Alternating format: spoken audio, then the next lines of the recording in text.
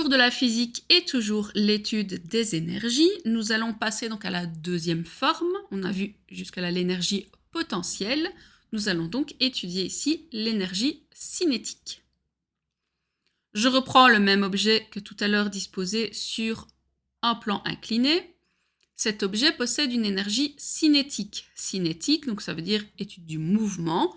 C'est une énergie qui est libérée lorsque l'objet entre en mouvement. On voit que mon objet circule sur le plan incliné. Plus il va avancer, plus sa vitesse va augmenter. Plus sa vitesse augmente, plus il possède de l'énergie cinétique. Sa masse entrera toujours en compte, mais ici, on a aussi la notion donc de vitesse. Comment se calcule l'énergie cinétique? Alors, la formule de l'énergie cinétique, c'est m fois v au carré divisé par 2. Donc, la masse multipliée par la vitesse au carré, notre vitesse toujours donc en mètres par seconde, divisé par 2. Alors, pourquoi est-ce que la masse de l'objet intervient dans l'énergie cinétique? Vous vous rendez bien compte qu'un choc avec une voiture ou un choc avec un vélo va donner un résultat différent puisque l'énergie cinétique libérée par l'engin va être différente. Vitesse, pareil.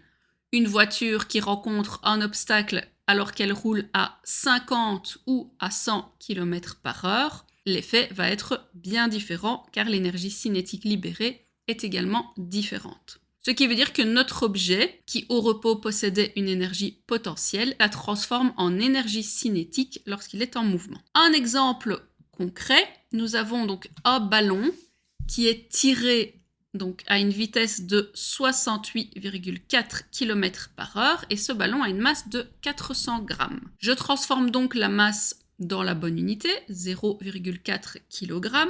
Je transforme également la vitesse dans la bonne unité, donc je divise les 68,4 km/h par 3,6, ce qui me donne donc 19 mètres par seconde. Je veux calculer l'énergie cinétique, donc pour rappel, m fois v au carré divisé par 2. Il suffit de remplacer les données dans notre calcul. 0,4 fois 19 au carré divisé par 2, ce qui me donne 72,2 joules.